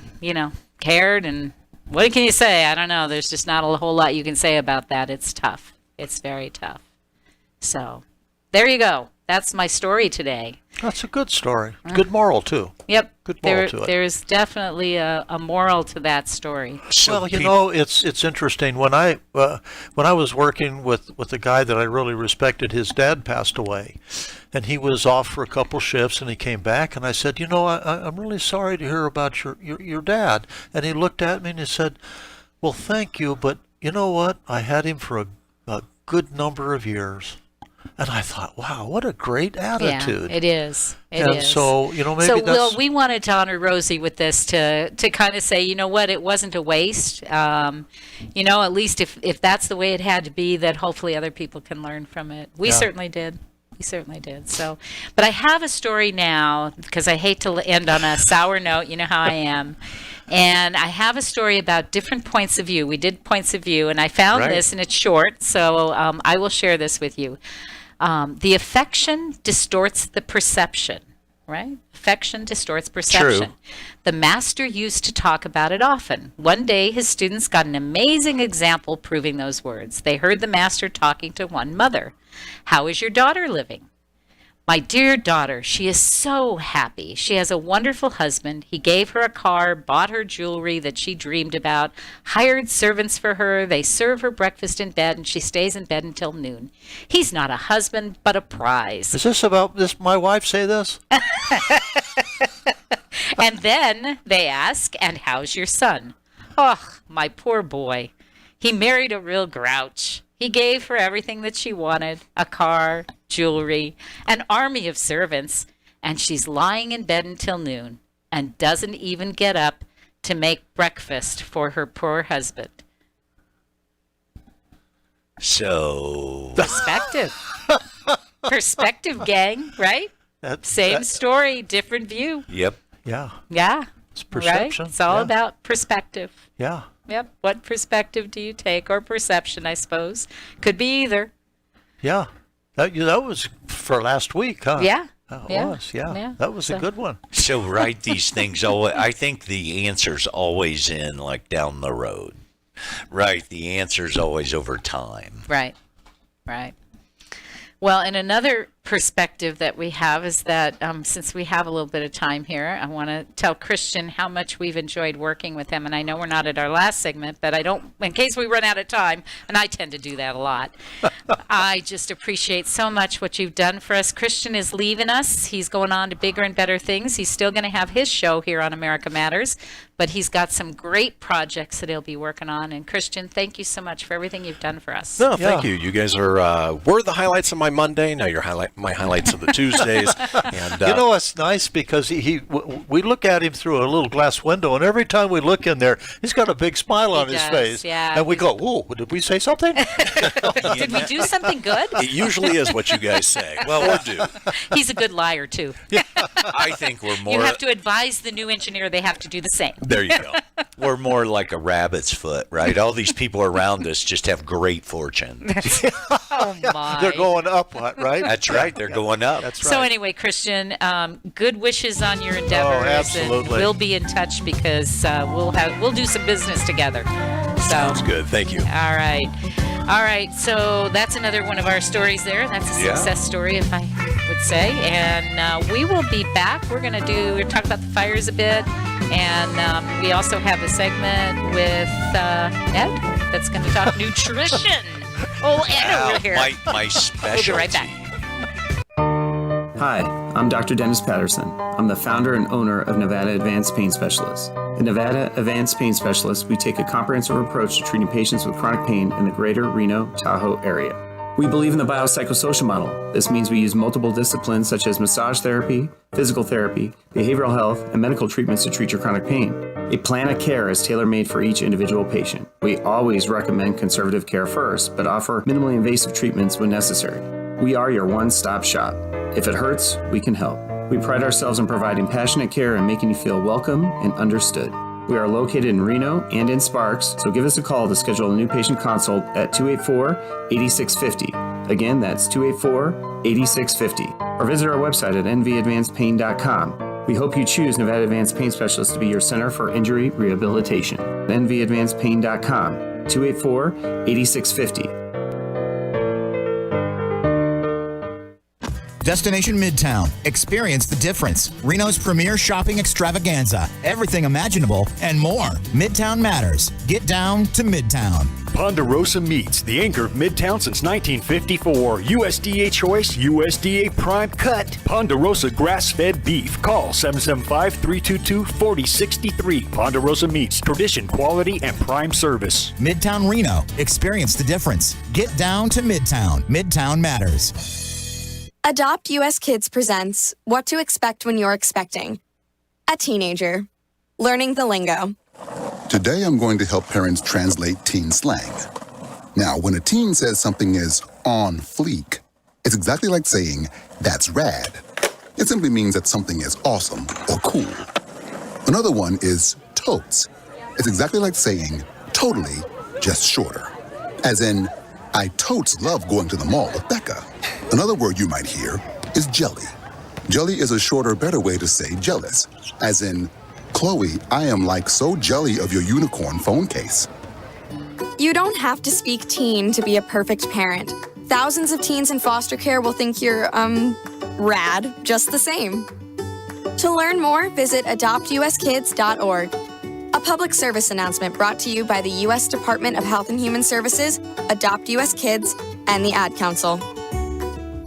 Hi, we're the Goo Goo Dolls. We're fortunate that our daughters have what they need to grow and learn. But that isn't the case for nearly 13 million kids in the U.S. that struggle with hunger. Childhood hunger is a heartbreaking reality that Feeding America is working to change. Each year, the Feeding America network of food banks rescues billions of pounds of good food that would have gone to waste and provides it to families and children in need. You can help kids in need in your community by visiting feedingamerica.org. Brought to you by Feeding America and the Ad Council. Getting to know you. Let me tell you about America Matters with Eddie Floyd. It comes on every Monday at noon. Don't want you to miss it. That's America Matters with Eddie Floyd. Wake up, the sun below. Got another road to sow. Let the fire feel the hope swelling up from the depths of my soul. Want to expand your advertising dollar? Sponsor this or any America Matters program by calling 775-827-8900, extension 2. Now back to the show. Welcome back. This is What's the Story, and I'm Janice Hermson. Whoa. I'm your host, and I'm here with Ed Knoll and Doug Ashby, who is Mr. Fire. And Mr. Fire, we got some questions for you. Oh, perfect. We are in northern Nevada, and we are eating ash. How long are we eating ash? Yeah. I mean, I feel, first of all, I do want to put out that, of course, we are very sorry for what's happening to the people in California. Yeah. Don't want to minimize that at all. I mean, I have been in the line of fire. I know what that's like, and it's not a pretty picture. So I don't want to minimize that, but at the same time, we are sitting here in the midst of We're getting fatigue. A lot of smoke. And I'm sure that the people there would love to know too. Yeah. Any ideas?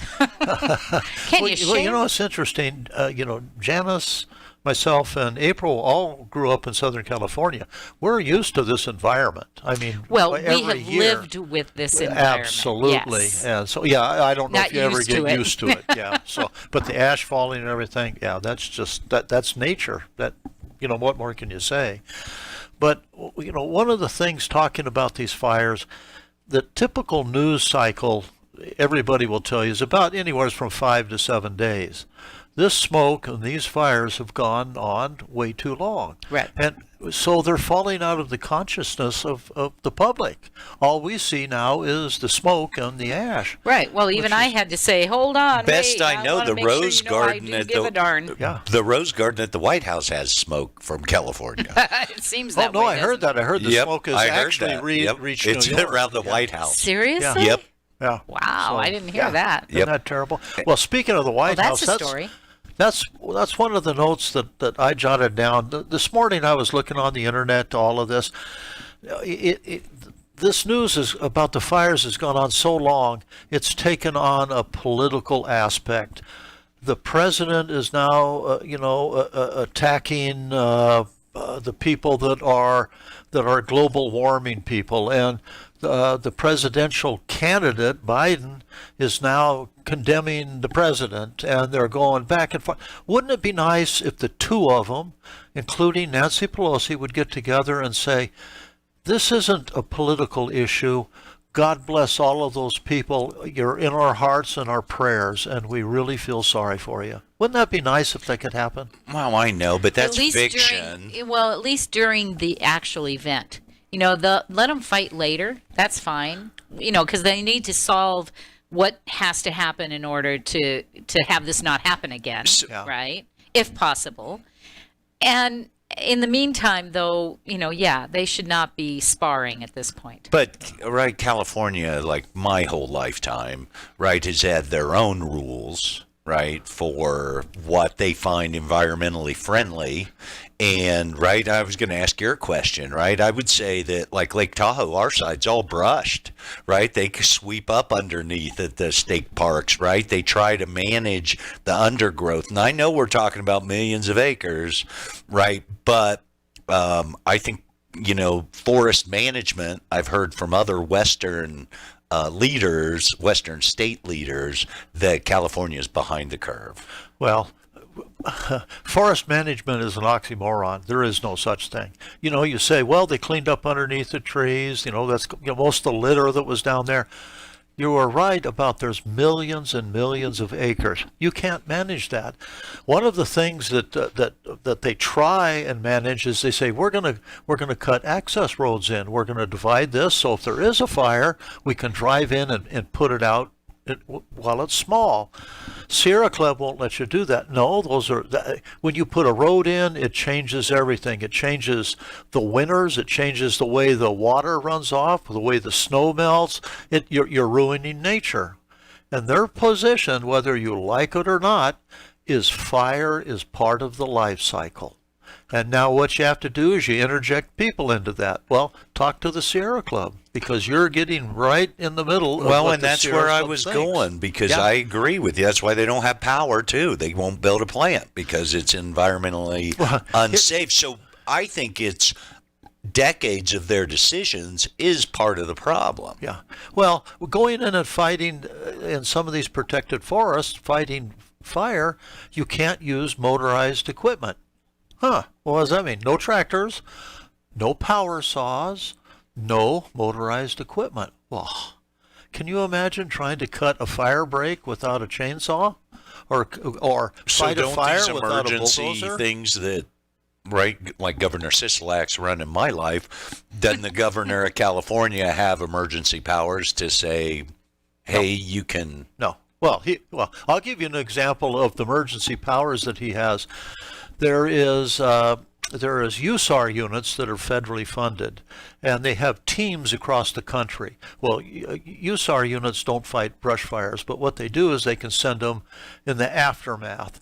Well, one of the things is across the country there are designated of these units that come up. Well, the governor of California said, nope, we're not sending them. What do you mean you're not sending them? You get money for them, that we need you. And he says, no, we have our own troubles here. Well, how can you say that?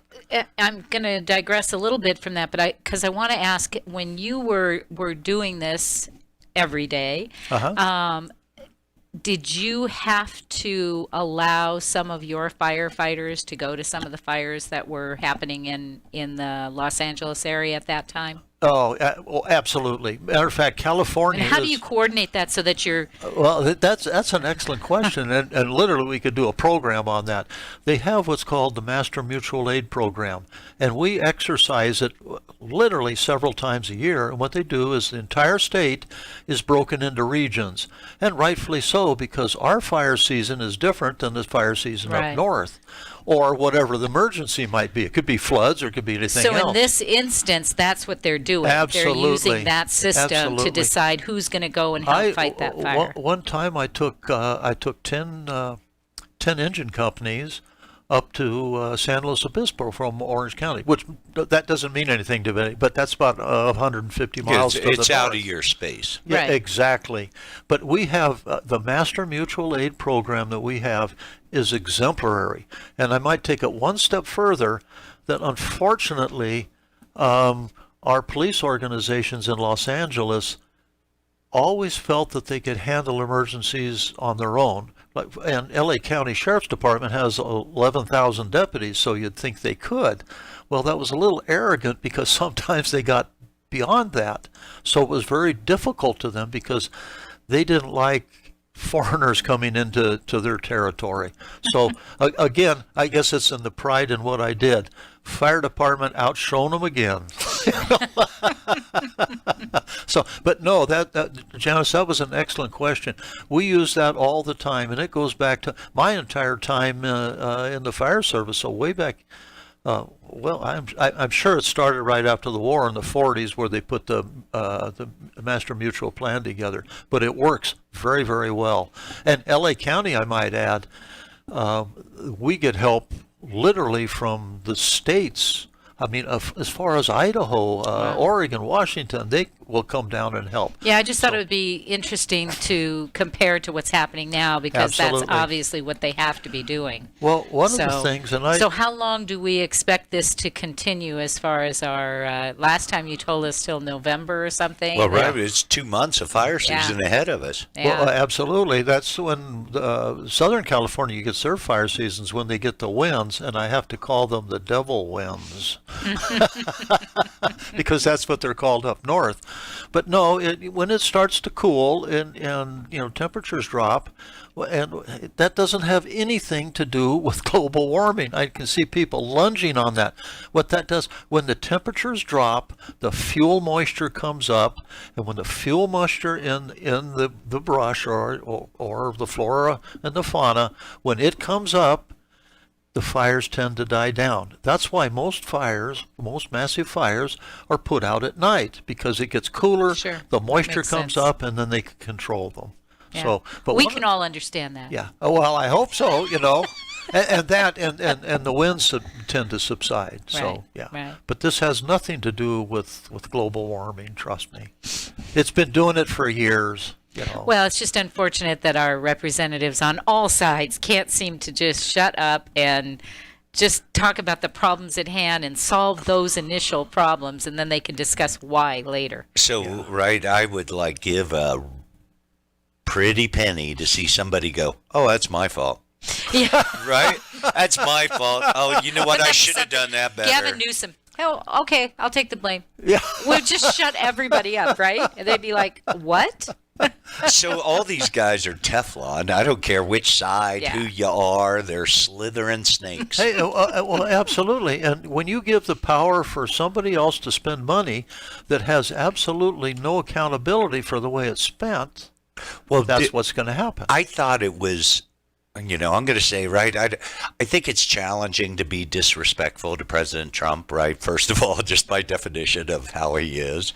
But the guy was laughing at him in California going, you don't believe in global warming? They're so Kool-Aid driven that way that...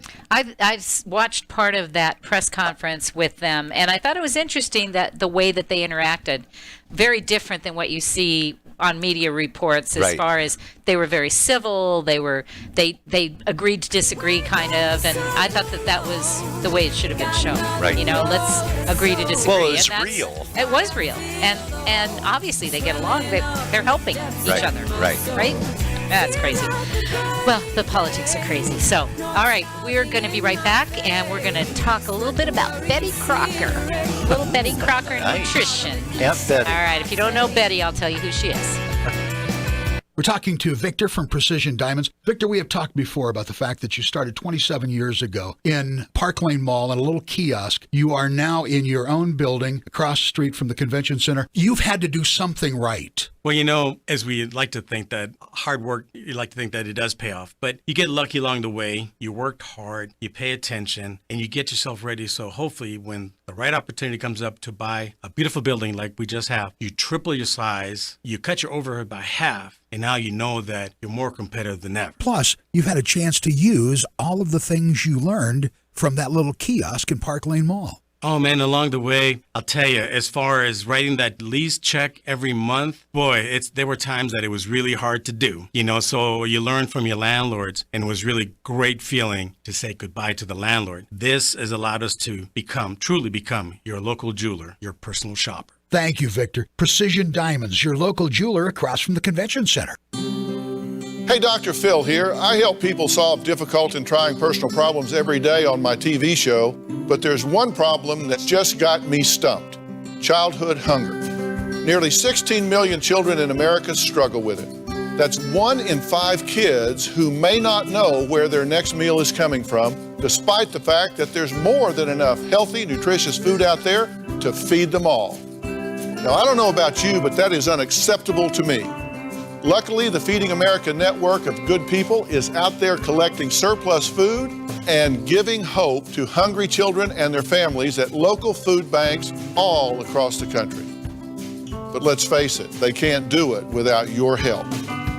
Join me in supporting Feeding America and your local food bank at feedingamerica.org. Brought to you by Feeding America and the Ad Council. Together, we can solve hunger. Together, we're feeding America.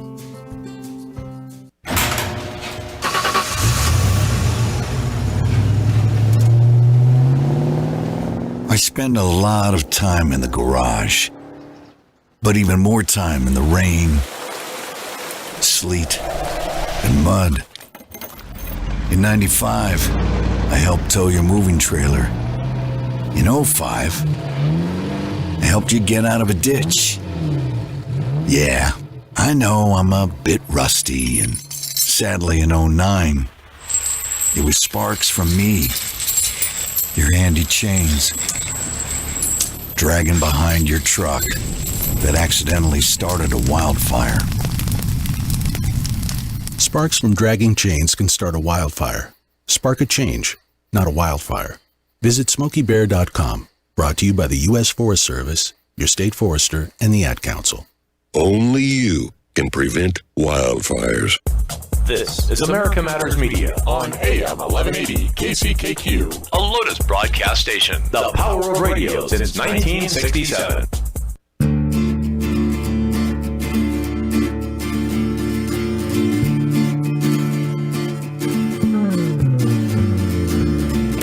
Now she's gone like a river. Unable to listen to the whole show?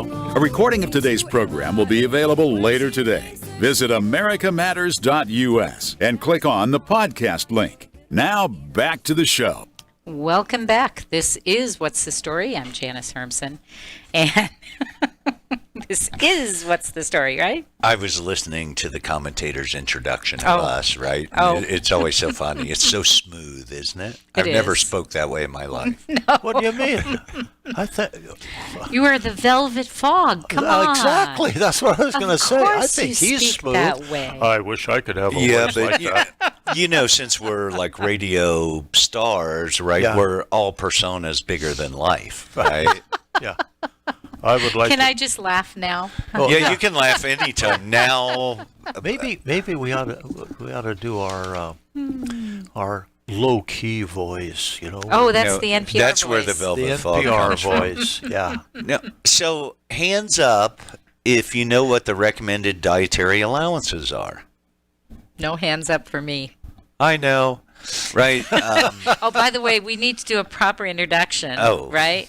You majored in. My degree is I have a Bachelor of Science in Nutrition from agriculture school at the Ohio State University. The Ohio State University. There Right. you go. So, All right. So he's our, quote, I say this in quotes, expert. as I'm sitting here eating a bite-sized pumpkin chocolate chip cookie. And selling mortgages. So right, that's what. Just so we have all the Well, facts wait, out Oh, I there. have a side story. You on know, that. Janice, I know why you got these because last week he couldn't get 2 muffins in his mouth, but he can get 2 of these That's cookies right. in there. And he managed in the remember- last still segment. talk. Yeah. My dentist said my mouth was small. Right, still is. So right back before, Oprah and Weight Watchers and many other Nutrisystem, right? South Beach diet, every Right, all of them. grapefruit diet, coffee diet, Atkins right? diet. Atkins, who died early. That's not a good sign. By the way, if you have an advocate who dies premature, I think their diet should Yeah, probably be not doing booted, that right? one.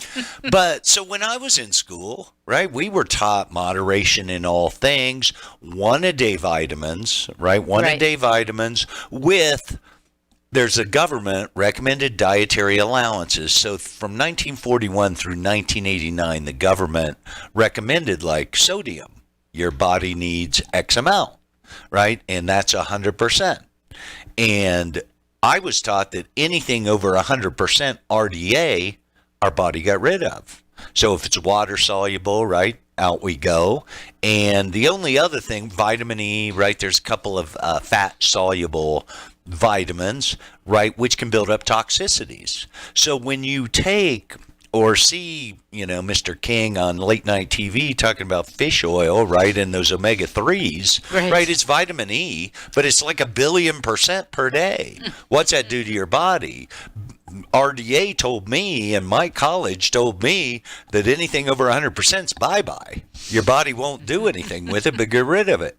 So now, when you look at a package of vitamins, like I have, right, I think Equate, men's over 50, right, but you look down them, it should be 100% RDA, or the new term is DRI, nutrients, but it should be 100%. It's all acronyms to me. Not more, and the same with trace elements. They do their best to estimate, right, and if you exceed 100%, you're in danger of building toxicities and having unhealthy situations.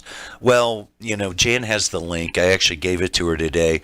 USDA National Agriculture Library, right? What's our intake? What do we expect? These diets just do their own thing, right? I mean, April's cauliflower, right, is likely in here as a colored vegetable.